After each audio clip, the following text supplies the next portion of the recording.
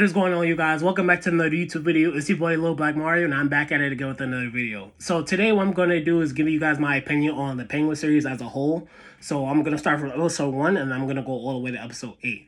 So my view on the Penguin series is this whole time, I think the show was trying to view the Penguin as an anti-hero, but he's really a villain. And the whole thing of him trying to do the things that he did just because of his mother, I feel that I get it from both standpoints. So on one hand, I get it where he's like, he wants him and his mom to have all the riches in the world, and he wants them to be successful, and he wants them to be somebody. But then on the other hand, it's like he kind of just stepped over anybody and lied to people and did different things, so that way he made sure that he was the only one standing at the end. So that's what you see from episode 1 and 2, where episode 1 and 2, you see kind of the Penguin just lying to anybody and trying to gain different alliances with different people, so that way he could come out at the top. So you see that with Zhang, which was kind of like not the mafia, but kind of like the mafia on like their side, and then trying to go with Sophia and trying to get an alliance with her to try to topple the Falcone family and the Armani family. And so in episode 3 and 4, the way how I kind of viewed it was the Penguin, he was still trying to step over people, but people didn't believe that, you know what I'm saying, that he was trying to do good. Like, people was like, yo, like, you're still the same old person that you were before. Like, you'll just lie to do whatever, to get whatever you want. And he was good at masking it, but he could only mask it for so long. So that's why you see, like, when he does these different alliances with different people, like, they're hesitant to join it at first, and then they join it because he's just good at manipulating people. So that's what you see in episode 3 and 4. And 5 and 6, when you see Vic and you see the Penguins' relationship growing together, and it's growing and it's expanding, I feel that Vic was a crucial part in the Penguin getting to where he was at, because I feel that if Vic wasn't there, the Penguin wouldn't be where he's at right now. I feel like he would have gotten there, but it would took him a longer time to get to where he was at now. And that's why I think like the relationship between Vic and Penguin and his mother was really a crucial part in the show.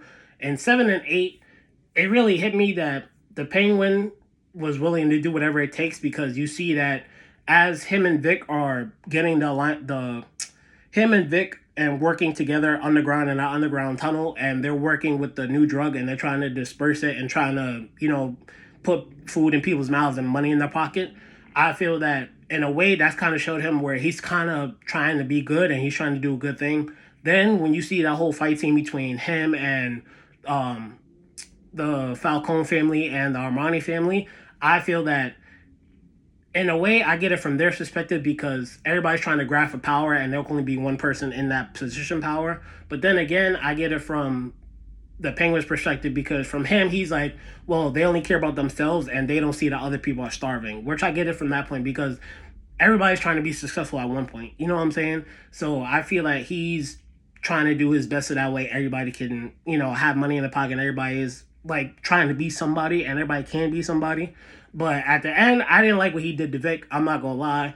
Him taking out Vic and then running his pockets and then like throwing his ID in the water like he's a nobody. I feel like they shouldn't have done that, but I get it why they did that, because they wanted to show that Penguin is a true monster, and him doing that in that scene and then just throwing his ID like in the water, like acting like he's nobody and then just walking off. I feel like that truly like solidified him as like the monster that he is, and that's what we're gonna see in the Batman 2 and continuing on. The whole thing with Sophia's character, I feel like the way she ended it with her being back in Arkham was worse than her dying. Because personally, I wanted her to die. I'm not gonna lie. I feel like she should have got shot. Penguin should have wrapped her up. But I feel that her being back in Arkham kind of, on one hand, it's good, but on the other hand, it's bad. The reason why I say it's good is because we get to see more of her character expand as the Batman 2 comes out and as more shows come out. But then on the other hand, like I said, I feel that as her character as a whole, her being in the Falcone family really messed her up and had given her traumatic experiences, and I feel like that's why she was so statistic like her character was. So going back to in the beginning where she had those nightmares of like her dad like strangling people to death, and then she seen her mom die, and then she realized that her dad was the reason why like all these women had died and her mom had died. And then when she tried to expose him, like he put her in Arkham for like mad long, and then she did her time, and then she was like, "Oh yeah, I'm gonna get out." Quiet, you're not getting out. And then she was like, "Oh," she started like killing people like in the Arkham, and like she started killing people. That's when I feel like yeah, that's kind of what led her like going down that dark path. In the end, I feel like she was trying to do the same thing like the Penguin was, and I feel like that's where both of the characters align because they both were trying to establish themselves besides what their family was, besides like what their family wanted, besides what other people were trying to tell them. They were just trying to just be people, just in general. They were trying to be that top dog, and I feel like they should be the top dog, but I feel like the way they went about it was wrong, especially with Sophia. I feel like with her family, I feel like she was trying to step out the limelight, like out of her father, and I feel like in a way she did, but then I feel like a way like she didn't because the way how when she started like killing people, like when she killed the whole family, like with the gas, and then the daughter ended up like in like child protective services or like that little orphanage. I feel like that was kind of like the first thing where it seemed like she was stepping out of the limelight of like what her family wanted, but she also was the same with like her father. And then when she went back to the kid, like when she visited the daughter like an orphanage or like that little like child protective services thing, and she was like, "Oh, like your family was a monster." So that's when you see like again like she's trying to step out of the limelight. But then again when she was trying to kill Oz and she was like, "Oh well, any of y'all can have this, but I'm just going to try to get out of Gotham." I feel like in a way it was already too late for her to try to get out of Gotham because she already had done so many things already, and I feel like eventually Oz or somebody was going to catch up to her. And then when she like put all her clothes on the bed and then she put it on fire and then she lit it up and the whole house burned down, I was like, eventually somebody gonna find out that. But then once I seen Oz and he like murked like all her like associates, I was like, you're not getting out. But in the end, I feel like if this show was a 10 out of 10, I really liked it. I liked how everybody's character evolved from one point, and we got to see in their growth throughout it. Like I said, I feel like Vic, RP Rick. I'm not gonna lie, I feel like Vic, he was a crucial part in the show. Like I said, his character expanding, and personally, I feel like he should gotten on the bus with his girl when the girl was like, "Yo, like let's run away together." But then again, I feel like if he would have gone on the bus with her, I feel that like they would have been in the same position that he was before. Because if you look at it in one scene, I forgot, I think it was like episode like 4 or 5 when they show like the backstory of Vic.